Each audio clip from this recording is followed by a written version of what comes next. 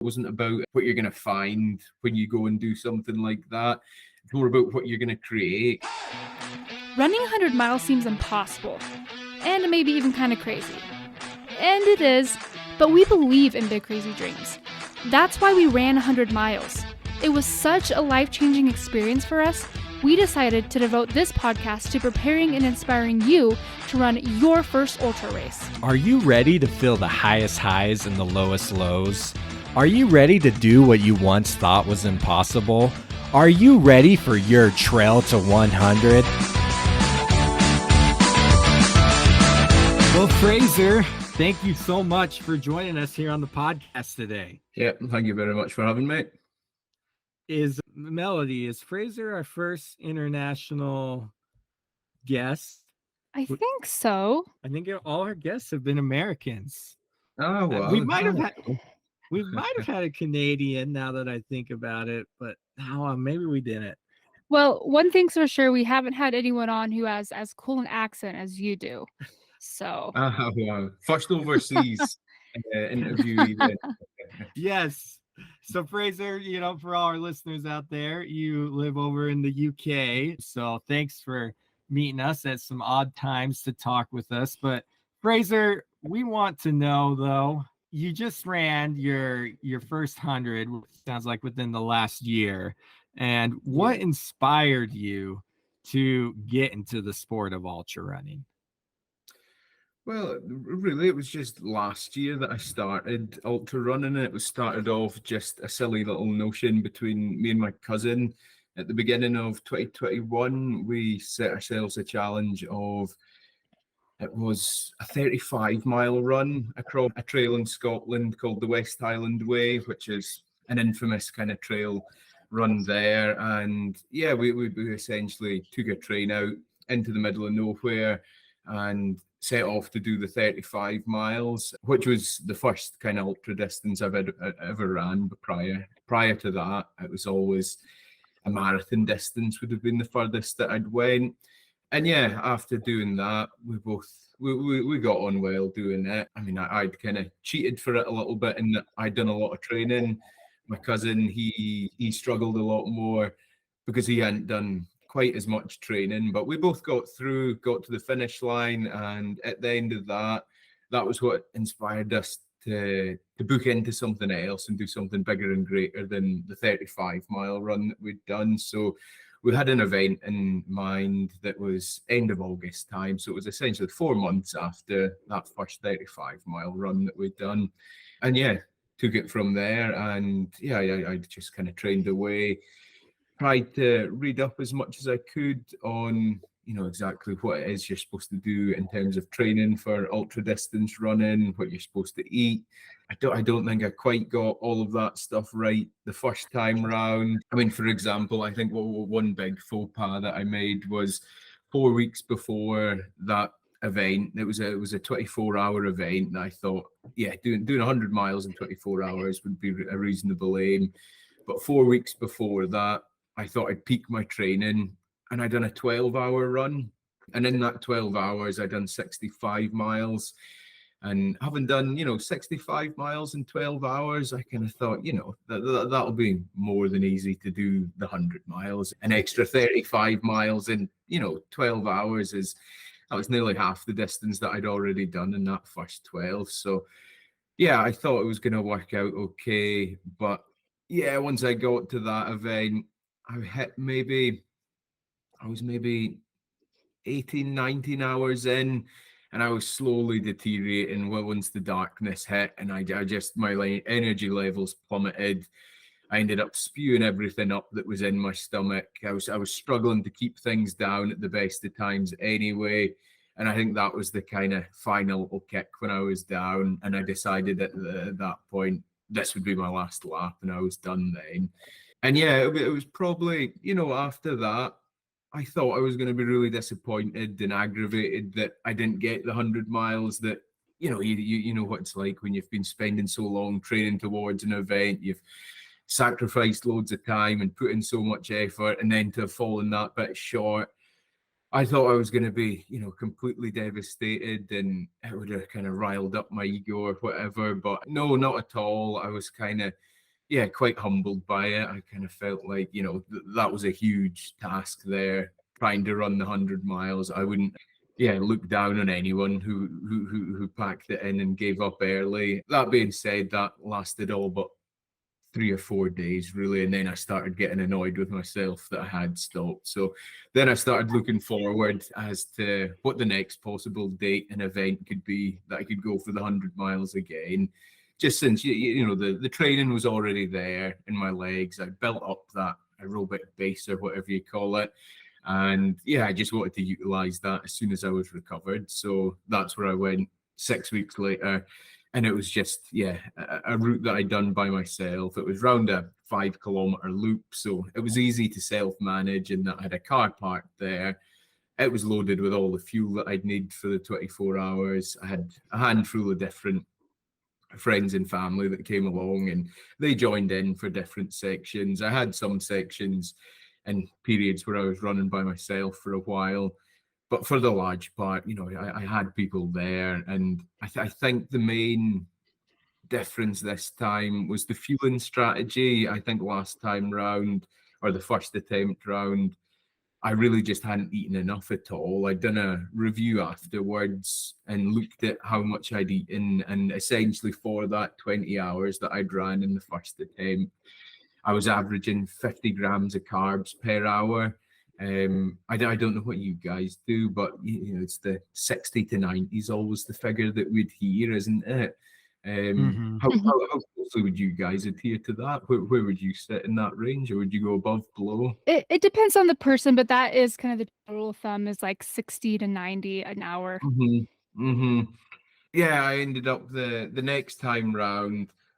Well, yeah, I kind of looked at a review of what I'd done then, and I was like 100 an hour there. So it was packing a lot more down the second time round. And I think that made a huge difference, was just keeping energy levels high with the quantity of food that I was intaking. As well, the second time round, when I'd done it, I'd spoke to a few different people that had been like that were experienced ultra runners, and there was one guy who, I guess he would have probably been a little bit lighter than me, and he certainly advocated essentially eat as much as you can, up until the point that you're not going to just vomit all up immediately. And yeah, I guess, well, I'm not a particularly ultra distance runner type build. I'll be like 5'8", but I'll still be like 80, 85 kilos. So yeah, a little bit of a chunker for an ultra distance runner, I guess. And yeah, I think, yeah, between that, keeping the fuel levels topped up, and more so, I think it was probably a mental game as well. I think the first time round, you know what it's like when you're in a big organized event with ultra runners. It is a friendly community. Everyone chats away to each other, and I think I did get swept up in that a little bit too much. Lost a little bit of focus in that present moment, and yeah, we was just too interested in having a chat with everyone around me instead of being focused on the task at hand, which was to run 100 miles, which you really do need to be focused on if you want to achieve that, I think. Wow. I have mad respect for anyone who does 100, pretty much any ultra marathon distance just on their own and not an event. And you actually bring up a really interesting point here, because in my opinion, because I've done both, I've done 100 miles on my own, and I've done 100 miles at an event. And for me, at an event has been a little bit easier, at least for me, because I like kind of fuel off of other people's energy, and like they're not good. Look, that guy's still going, I can keep going, kind of that thing, like you I make can friends on the course, and you run with other people. I guess with the self-supported, you can still have friends and family come with you, but but you also make a good point, though, because yes, I have found myself getting caught up in talking with other runners, to where focus does kind of, like, oh, I missed my eat time, I should have been eating this, but instead I was chatting away with this runner, and you could fall behind really easily. Yeah, that's a great point, for sure. I think you somewhat, in a way, you can have both. So I think that you can, be with others and still be having chats with people that are around you, enjoying the company of others. But as and when you need to, you do need to delve back into your mind, when you go into those kind of dark places where, there's potential thoughts of giving up and stopping, creeping up, that's when you need to kind of maybe refocus internally and maybe have a little bit less chat with the guys around you. But no, it's definitely a balancing act, I think, because as you say, Jacob, you do draw on the energy of other people. I remember that doing the 100 miles by myself, I was saying I had periods where people left me and I was just doing it solo, especially in the second half of it, when you're 18 hours in and you're exhausted, you've not slept for however long. And yeah, even getting left alone for a couple of hours at that point, that was soul destroying, I felt. But yeah, again, you overcome that by going back into your own head and kind of, I don't know, reviving your whatever it is in your head that gives you that energy to keep going. But I think there is a point around needing other people around you and drawing on their energy as well is definitely a tool that's worth utilizing. And I think it's important to note that it's okay to not worry about the people's feelings around you. And what I mean by that is if your watch goes off and it's time to stop and eat, but the person you're running with is Mm. still running, it's okay to stop and eat and let them keep going or vice versa. And being okay with leaving someone behind or like doing what you have to do to take care of yourself. Of course, you still want to Yeah. be considerate of the people around you, but maybe if you have a pacer crew, talking to them beforehand and just saying like, this is what I'm going to need. And don't be offended if I do this, or you know what I mean? No, I totally agree with that. And I think the other runners that are, say you had struck up a nice relationship and you'd been having a good chat with someone, I think they'd be the last people in the world to get offended by you being like, look, I need to stop for a little while, because they're in that same headspace, or they know what that headspace is, even if they're not in that headspace at that immediate point in time. I think just given that everyone that's on the tracks had that same experience, they're going to be understanding. And as I said, that I think that's what's great about the ultra run world, is that it does seem quite a community spirit to it, and that everyone's supporting each other the whole way around. I mean, hey, maybe there's a certain level you reach in the ultra running world where they're all just complete savages and they're there for themselves and that's it. But nothing, not on not on my level anyway. Where yeah, you're just turning up to do it and you want to get it done, and that's it. Yeah, and that's cool to hear that all around the world, that's how the ultra running community is. And I think even in the elite level, from what I've heard, they're they're still nice to each other. Like I just heard Mike Yeah, yeah. McKnight on a podcast and he was talking about the times when he passes first place and he said most of the time it's really cordial and they high five each other and he passes him. And that's, I know some Mhm. people don't like that ultra running is not competitive, but I mean, it's I, still competitive. it is. but, Yeah, but you don't see in road running, you don't high five someone when yeah. they pass you for first, you know? Yeah. Well, I think I guess that thing maybe relates, as I kind of spoke about after that first attempt. It very much was that idea of like ego death, essentially, would be what you'd categorize it as. If everyone's done that stuff to the point, doing an ultra, you are super humbled by the end of it. You can't think that you're super powerful and whatever, because you're like, yeah, man, there's some really tough things to do out there, and I ain't so big anymore after running that. I feel pretty small now. And you've seen loads of people around you do the same thing and even do it faster and bigger and better than you ever have. So yeah, no, I think there is a certain degree of humbleness that comes along with doing the ultra events, definitely. Oh, that is such a good point because you accomplish this feat of running 100 miles, which I don't even know the percentage of how many people do that in the world, but I know the percentage for a marathon is like 2%. Yeah. So it's like you run 100 miles, but then you see these people running 100 miles in 18 hours or 19 Yeah. hours. And you're like, wow, I just did this big thing, but there's still always going to be people who are Mm, faster and stronger, you know? Yeah. mm. So, Fraser, was there a point on your second 100-mile attempt Was there a point in it where you thought, I'm not going to be able to do this? Or I'm not sure if this is going to happen, or I don't know if my body's actually going to hold up today? Or was it just like you just knew that today was the day and you were doing it and nothing was It stopping was the you? perfect race. No. I mean, there was lots of backs and forth. I see that one. It seemed I had loads of ups and downs throughout it. Like there was points where I felt high as a kite, and I just had complete mental clarity. My thoughts just seemed to be racing away. I was having all these great ideas, and I was like, "Oh man, I could honestly, I could run forever here." Like I know the finish line's, I don't know, 30, 40 miles away, whatever point in the run it was. I was like, "This is going to be no problem. I'm fully focused at this moment, and I'm going to do it with complete ease, and I'll be bright and vibrant through the whole time." But then, 20 minutes later, you're back in hell and it's absolute darkness, and you're like, "No, I want it to be over." But I think that was a common theme throughout it. Like those little fluctuations up roller and down. I coasters. did have my lowest point was it was weird. It was like at the 91-mile mark. So I had like 9 miles Mm. left. I said it was a 5K loop, so it was like 3 laps left, and it was kind of like I was like, I really want to stop now. I think I had my head in my hands, and I felt like I was about to burst out crying. Actually, yeah, I Mm. was getting all tearful, and I kind of felt like I'm honest. I'm going to burst out crying here. This is bizarre. But I had people around me. I think I had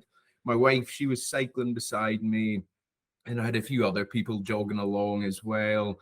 And yeah, just before that moment where it would have been so easy just to burst into tears and be like, "No, that's me. I'm done." I kind of just pulled my head out of it, and I was like, "No, no, this is ridiculous. There's 9 miles to go. I've been here for I don't know how many hours I'd been there at that point, but it was only going to be a couple of more hours, and it was all going to be over." Yeah, I pulled myself out of that state, started kind of rallying back, the dialogue in your head that you'd need to keep you going, gain yourself up. And yeah, after that, I just kind of kept pushing through and pushing through. And then, funnily enough, by the last lap that I'd done, I felt great the whole time then. Like, I mean, the pace was way down from what it should have been or what it was at the start. But, I was slow, but I felt really good.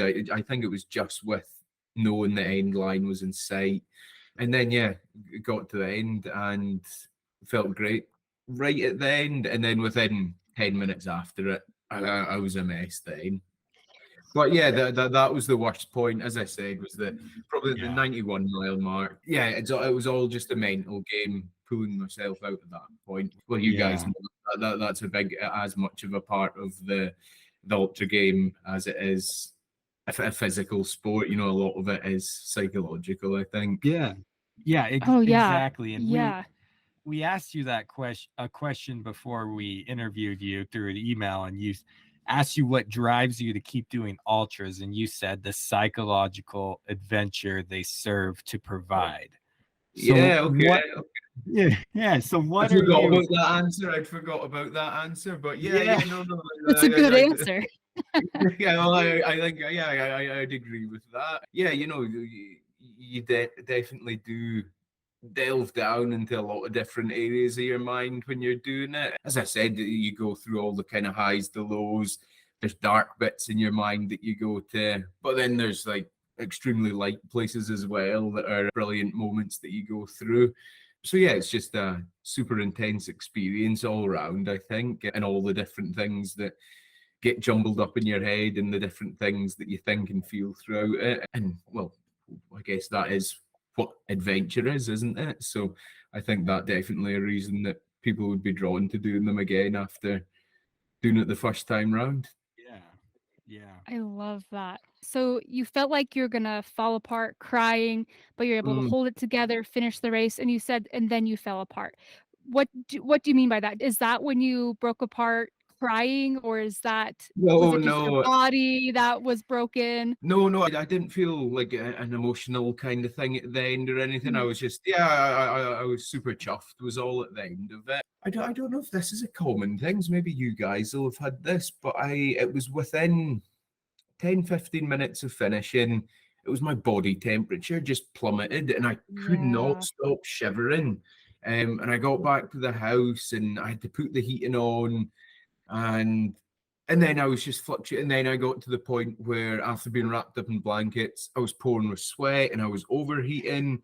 And then I had to take it all off, and then went back to being really cold. And yeah, I was up and down like that. And I done, well, I said about that first ultra that I'd done on the West Highland Way. I ended up running the full West Highland Way the beginning of last month, or I guess that was beginning of April now, so the month before.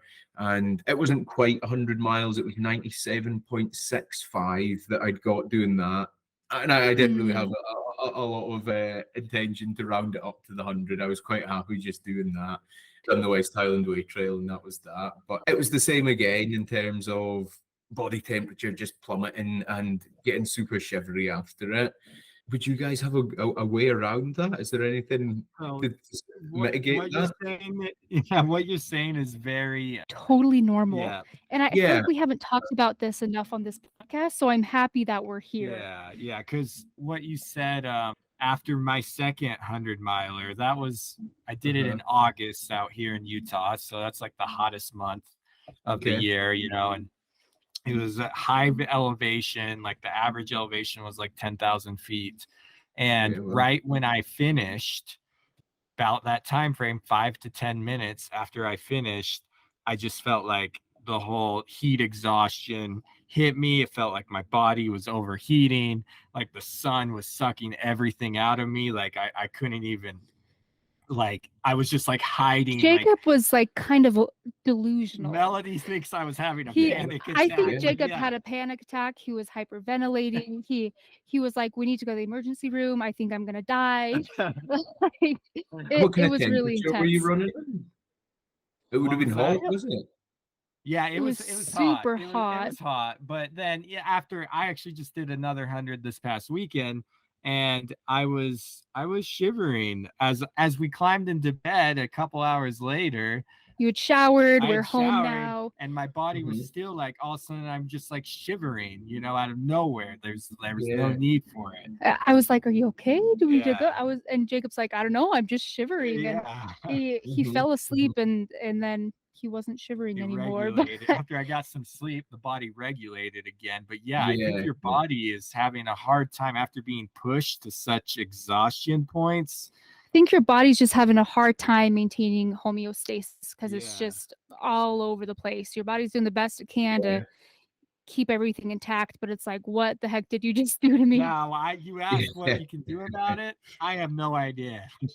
Honestly, I think it's just practice, getting stronger, getting faster, doing more mileage, dialing down your nutrition, so you can eventually get to the point where you can cross the 100-mile finish line and still feel okay. Get your body used to it, so your body knows how to, maintain homeostasis through an effort like that. So I think it just takes time. I think one thing I'd read about it was and I don't know if this was a legit explanation or not, but you've obviously been exercising for so long, all the heat, all the blood goes to your external parts of your body, so your skin, your muscles, and it diverts from your core temperature. So technically your core temperature does drop that little bit since all the heat deviates away from the core. But then you obviously stop exercising and you're not actually moving anymore, so then the temperature on the outside drops, but the temperature on the inside, your core temperature, doesn't get back up either. So that was an explanation I'd heard. Whether it was true or not, I don't know. I thought maybe a hot drink would be the thing to solve it if that was the case. But last time I'd done the big run, the West Highland Way I was describing a moment ago, I had every plans of having a hot drink at the end, but I totally forgot about it. I still had to deal with the shivers, but there's worse things to happen to you than that, I guess. Right. That's why I say the 100-mile race isn't over once you cross the finish line, because now you have to do the recovery part, and that's hard. Yeah, for sure. So, Fraser, something unique about yourself is it sounds like you're very into boxing. It sounds like you competed in the sport and you also coach it, correct? Yeah, so yeah, I mean, by trade, I was a boxer from. I guess I started training when I was 9. I started competing when I was 12, and then competed from being 12 up until my early 20s. And well, yeah, boxing's a sport. I guess it's got lots of different fitness and physical elements to it. You know, you need to be fast, strong, you need to have your endurance.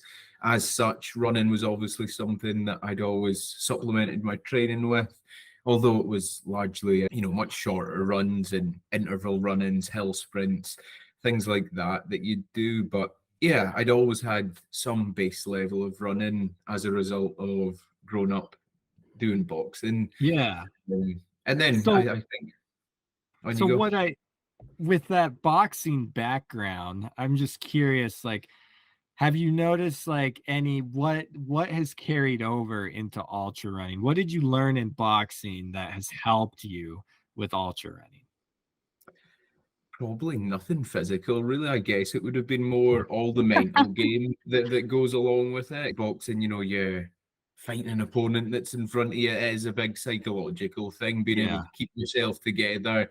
If you're going out fighting in front of a crowd of hundreds and hundreds of people, that can be super nerve-wracking. And in that kind of state of chaos, your mind can go one of two ways. It can either get focused right in on what you've got to do, or you can get completely lost and fall apart. And I think that ability, that psychological ability to keep yourself together when there is a state of chaos that's happening, like I was describing in that point in the second 100-mile attempt, where I was kind of thinking, man, I could just fall apart crying right now and give up and go home, have a warm bath, and that would be, I would really be quite happy with that. But it's that ability to overcome adversity in your head. I think that would be what the transferable skill between boxing and ultra running would be. That makes sense. I like this analogy of you're fighting an opponent, and maybe in ultra running, your opponent is the race. You're fighting the race. Yeah, the Mhm, distance. mhm. Yeah. Yeah. Yeah. Your goals in your own head. Yeah, I think that'd be a huge transfer over. Yeah, the Especially when psychological. in boxing, I don't totally know boxing. I did karate, Kempo karate growing up, but I feel like that transfer over of like you just got kicked or punched in the face and your body Mhm. hurts and you're black and blue all over, but you got to keep going. You got to keep fighting. It's the same in ultra running, right? You're black and blue all over. You've theoretically been punched in the face over and over and over Or again, the but gut. or the gut. That's probably more accurate.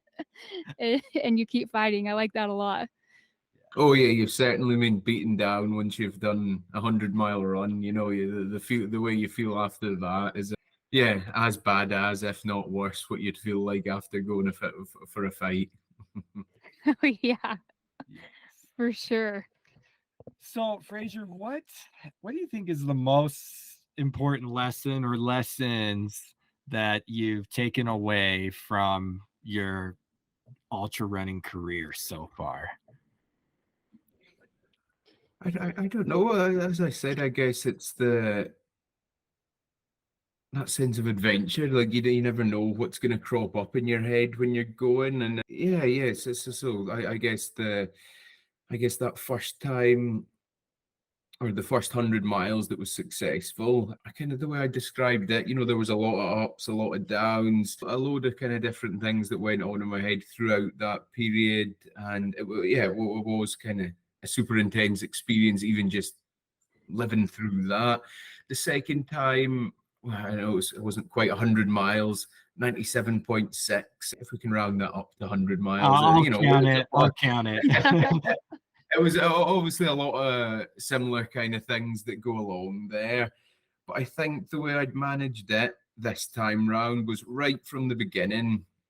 I was kind of just focused right from the beginning, and I really tried to stay that little bit more detached.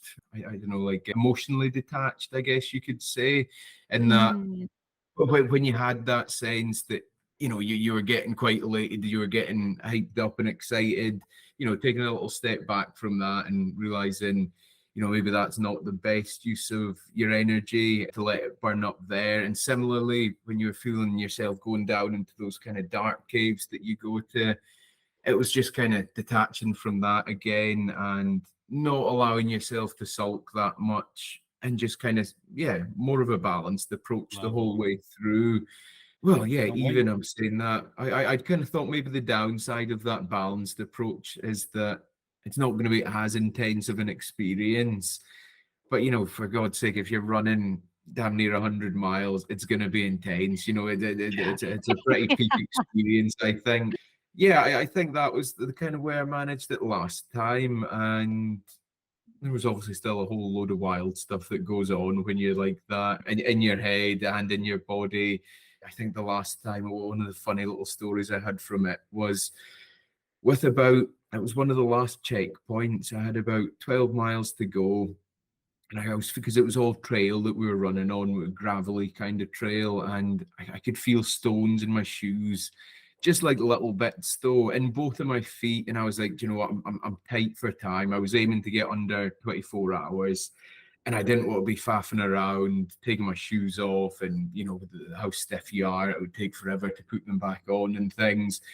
And by the end, I was like, oh yes, once I'd finished and yeah, said hello to everyone, I was like, finally, I can take my shoes off and get these stones out.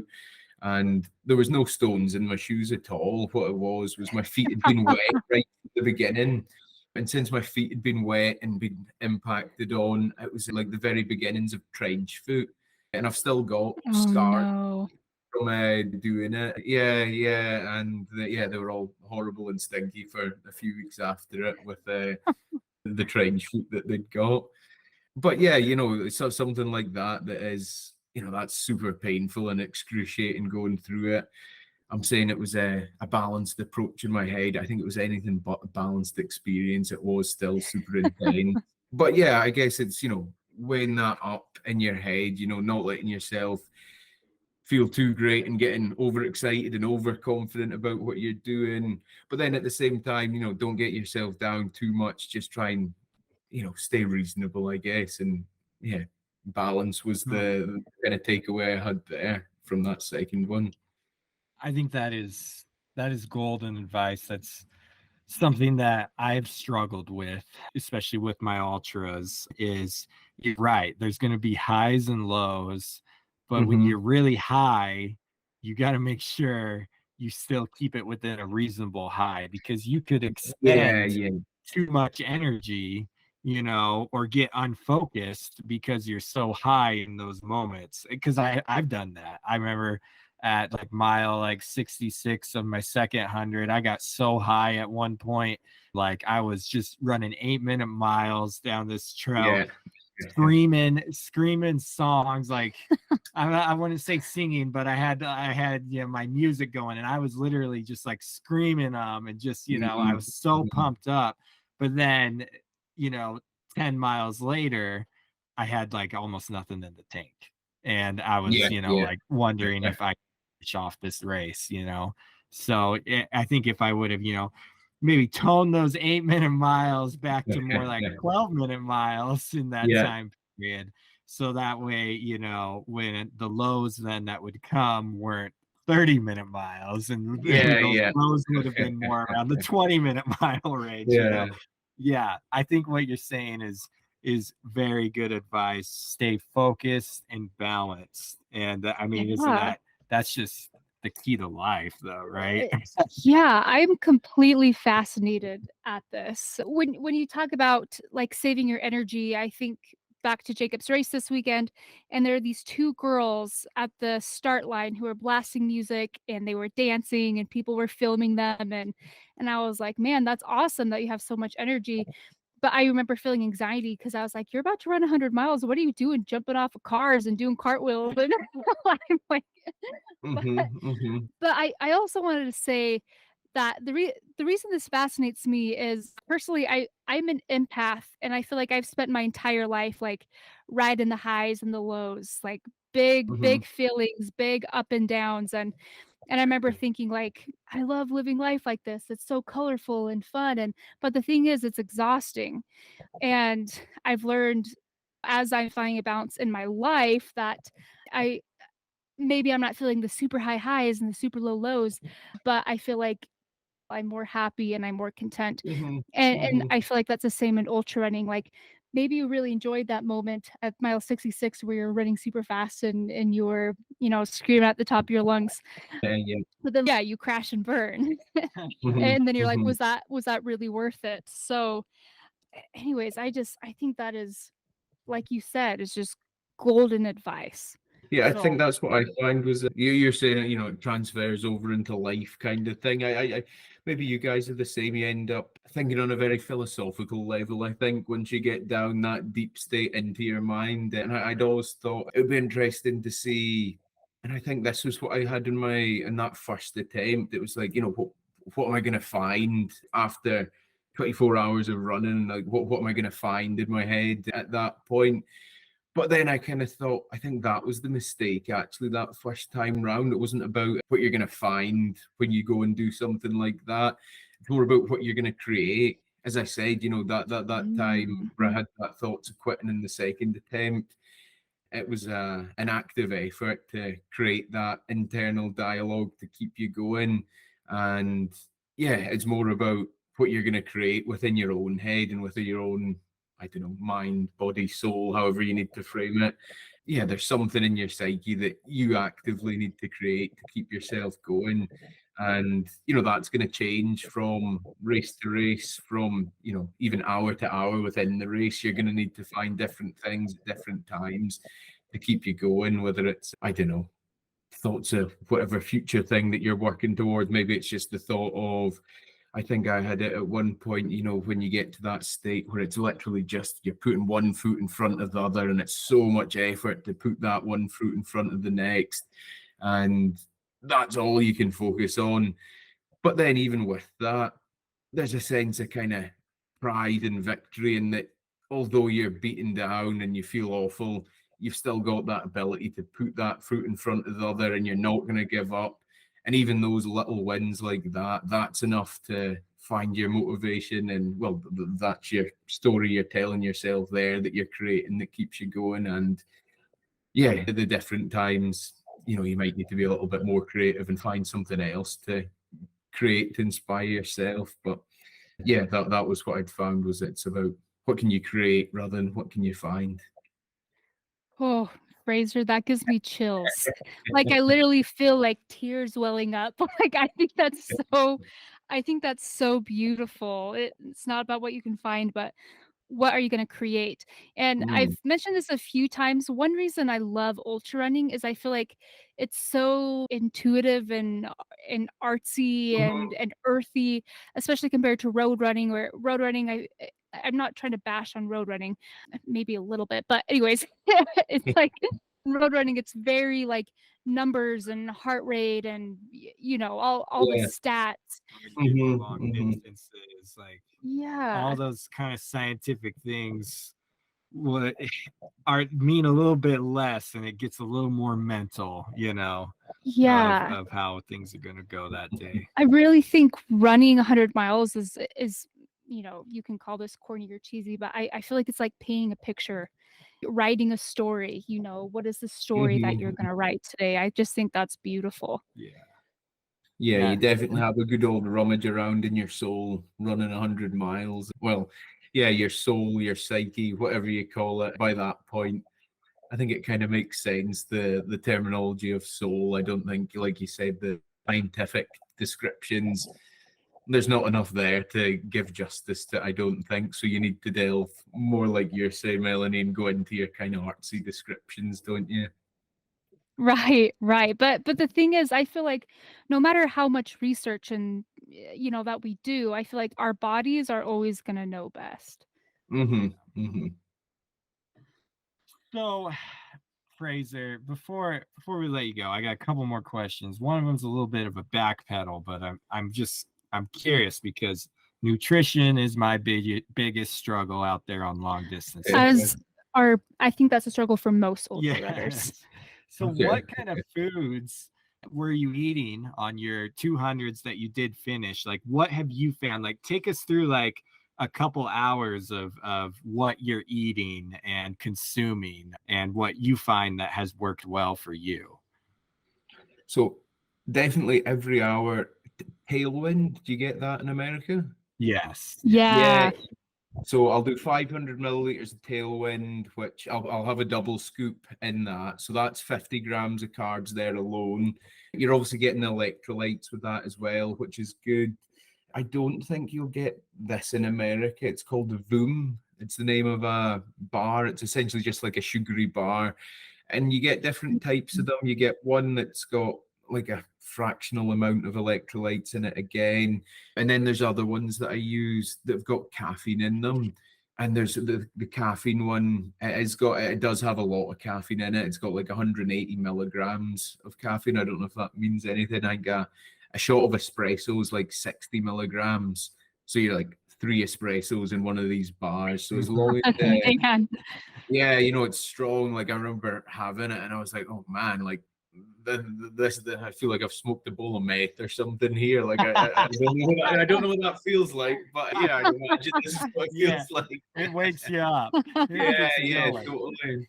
But then I think the problem with that is I've got a super sensitive tummy, so I'm spewing all the time. Jacob, I don't know if that's your kind of challenge with the nutrition stuff. Yeah.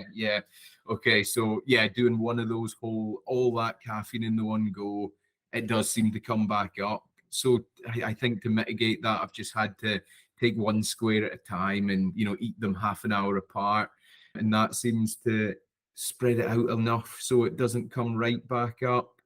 As well, flat Coke is another good thing. Good half liter of flat Coke. Solid food, as I said, those Voom bars that I eat, which are essentially just glucose and some flavoring to them. A banana, you're talking within a 24-hour run, so I could maybe do 3 bananas. Too much of them in a short succession, I end up spewing that as well. Cake is another thing that works well for me, actually. Oh. Has never actually made me spew up. Yeah, Really? French fancy cakes. Would you get them in America? Yeah. So it's essentially just a sponge with a thick layer of icing around the side. It does have a little bit of cream in it, like whipped cream, but that's never actually seemed to bother my stomach too much. And yeah, between that.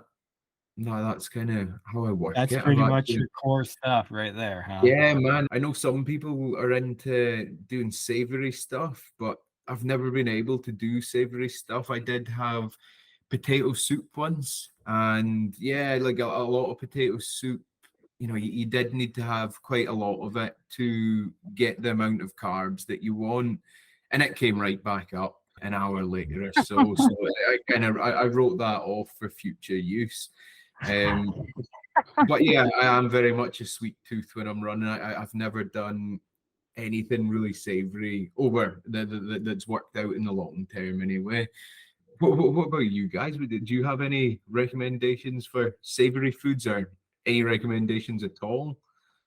Well, Jacob loves the savory food. Yeah. Wow. Runs. Okay. If I go too sweet, I guess my palate in my mouth the constant like sugar. Yeah. Actually, it makes me go into almost like a gag mode because I feel like I've just had too much sugar. So I like to actually make myself a little sandwich. Like I just get a roll and I'll put a piece of like turkey on it and a piece of cheese. And he puts a bunch of parsley on it too. And I put parsley on it because it refreshes my palate and gets me quite a bit of carbs and a little bit of protein with the roll and the meats. So I think this is my opinion. I think the thing with savory foods is a lot of savory foods have a lot of fat in them. Yeah, so with it gets hard. The meat and the cheese, and I think some people just don't digest the fat very well. So for me personally, I can't do a lot of fat, but that seems to work really well for Jacob. Yeah, so that's one of my but I've been trying to find more savory. I actually love chicken noodle soup. So that's probably my top savory food. Yeah, chicken noodle soup, or even just drinking some broth really helps. But I like to try to get the chicken noodle because then I get more calories in the process. So And Yeah. sodium. Yeah. Yeah, chicken noodle soup Mhm. is honestly Yeah. my best savory food that I've found. I struggle to find them still because it's hard to find a savory food that will just slide down and sit well in your stomach. I agree with you Mhm. there. And it's No, also chicken hard. noodle- Oh, I've got sorry. chicken noodle soup jotted down here for I'll have a trial of that and some run soon. Yeah, Please and tell make us it how you like it. Tell and us if it works make for it you. make it extra brothy, you know, a little more harder on the broth because Okay. it's just hard to suck down a bunch of noodles and chicken. But if it's really brothy and you get some Yeah. noodles and chicken in with it, it does feel really nice. Yeah. Yeah, in fact, it saved me at mile 75 this past weekend. I was determined I was going to drop. I was done. They had homemade hot chicken noodle soup there at this aid station. And I got a couple little bowls of it down, and all of a sudden, some encouragement from a friend, and I was ready to go again. So It revived you. Yeah. so it revives me. It helps me big time. It is really interesting how everyone's different with food, but those are some really good ideas. I've never heard of doing cakes before, but I like that idea. That sounds fun. I Mm. feel like there's like donuts and Pop Tarts and things like that at aid stations. I feel like that would be kind of similar. Yeah. But anyways, well, okay. Well, we've got to wrap things up, Fraser, sadly enough, because dang, you have a lot of good insights. I know here. when we first started, it was hard to get a full hour, and now I'm like, can we go 2 more hours? Because look, this is my list of questions that I have for you. I know Yeah. yeah, but Yeah, but Fraser, if there was a friend that came up to you, and we ask every guest this question, and your friend says, "Hey, I've seen what you're doing. I want to run 100 miles too. I want to have that kind of experience for myself." What advice would you have for your friend? And they say, what's your top piece of advice for me as I start this journey? Go. Go. Go. That would be it. Just go. Yeah. I love it. Go. stop thinking and go. Stop thinking and Yeah, just yeah, go. yeah. No lying around in the back of your head thinking just get up, go, do it. Yeah. Don't plan it for next year. Don't plan it for Mhm, 2 years mhm, down the road. mhm. There's never going to be a perfect time to do it, right? No, You just got to get absolutely. out there and do it. So to And that even when you're in- listener, oh, go Yeah, and ahead. even when you're in that state, when you're going and you've got yourself up and you are up and running and you want to stop, again, go and go until you can't do it anymore. Nice and That's great simple. advice. I was just going to say to the listener who has been chewing on signing up for that 100-mile race, this is your sign to pause the podcast, even if you're in the middle of a long run, open up Ultra Sign Up and sign up right now. Go find a race, Yeah. sign up, or figure out a self-supported race. Tell someone that you're going to do it And do it. Start making plans. Mm. Well, Fraser, thank you so much for joining us here on the podcast today. We've really enjoyed having you on and hearing your adventures of how you've done things. And it sounds like you got some good things ahead of you. What are your plans? Do you have any more races that you're going for, or what's your future plans with running? So I've got a couple of events booked in for the next few months. So I've got one just in 3 weeks' time. Actually, it's only an 8-hour run. So yeah, just an 8-hour run around. I think it's a 5-mile farm loop. How far I thought I was going to go, I thought maybe 50 miles in 8 hours, which I would probably need quite a flat and nice track to do that. But actually, it turns out it's quite hilly. It's tough terrain, so I think maybe the 50 miles is going to be a bit of a push there. But I guess that was just a build up really to the event in August, which I did do last year, which was the first attempt that I failed the 100 miles in. So yeah, I'm going back for revenge there. I'm not giving up on that one just yet. That's awesome. So I'll do the 100 miles. Yeah. Awesome. If someone wanted to follow your journey, where could they find you? Hey, I've got a channel on YouTube, and Oh, perfect. it's just yeah. Did I send that to you guys? I can't Yeah, remember if yeah. And maybe it was. we'll include it in the show's notes. So our listeners, if Yeah, you want to check out more of Fraser, check out your notes. What's the channel called though? it's Just just so that called Go Dot Ultra Running. Go dot ultra running. That's why your top piece of advice is go. Yeah, that's what it was. It was Go. And if you watch one of the videos in it, I'm sure that's what my T-shirt says. It just says Go. I like it. Love it. There's another T-shirt idea. I love it. That's awesome. That is awesome. Well, thank you, Fraser, for joining us. We really appreciate you taking the time to do this. Thank you very much for having me. Yeah, that was brilliant. Another big thank you goes out to Fraser Gorn, our first international guest, and we picked a good one. I'm excited. I'm telling you, there's some podcasts where it's like it raises my heart rate. Like I feel butterflies. I just get excited, and I feel like this is one of these podcasts where I'm like, oh, this is just good info. I feel so inspired. Fraser was just solid. He just understands the sport. He understands what it takes. You can tell he's done his research. He's had the experience now, and he's just on solid ground. He's grounded in it, you know? He is. And he brought up really new, refreshing things that I've never thought about before. Yeah. Like, okay, for me, the whole you get to create your experience. Exactly. Almost everyone's like, you get to find who you are in these things. But you make who you are. You choose who you're going to be. Exactly. You choose who you are. Like this life is about creating the life you want, right? And so when you're out there running 100 miles, you get to create the kind of experience that you want to create. And that means even when things get hard, like when he said that, it made me think of my most recent experience, as it was just a few days away. I just did it a few days ago, about like mile 55, when I was having diarrhea and stopping every 10 minutes to poo. Came into an aid station, sat down around this fire in the middle of the mountains in this rugged area. You know, there's no cars. They had ATVs to get in there. And Bob Marley's song came on, Don't Worry About a Thing.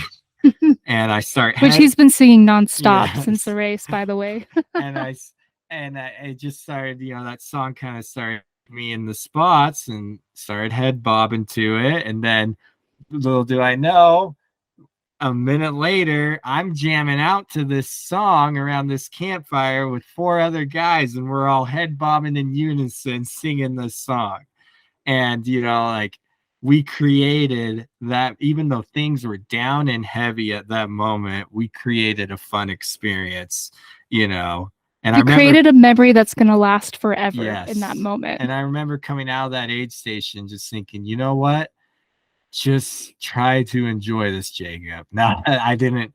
And 45 minutes later, you wanted to DNF. And then an hour later, I wanted to TNF. But I'm like, just try to enjoy this. You know, let's make the best out of this. Basically, I was, little did I know, I was trying to tell myself, hey, that was fun. Let's create more memories like that during this race, no matter how hard you hurt. I love it. Yeah. I love it. And I feel like the transfer of that into life is what you make it, right? Yeah. And for any of you who is now singing the Miley Cyrus song, I'm sorry. Anyways, do you know what I'm talking about, babe? No. I don't know Miley Cyrus. Well, it's actually Hannah Montana. But anyways, yeah, you create your life. You get to choose who you are. You get to choose what you do.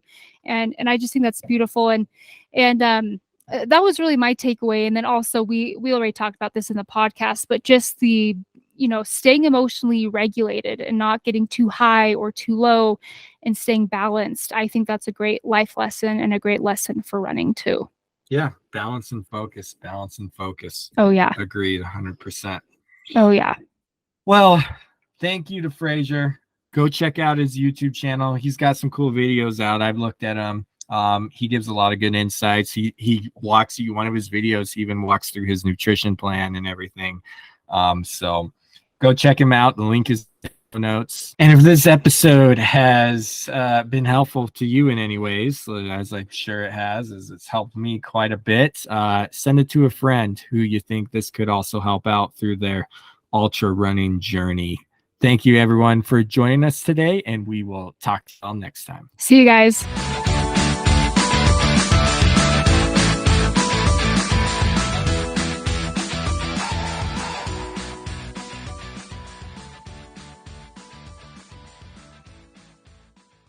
Hey guys, it's Melody here. Thank you so much for listening to Trail. It means so much to us.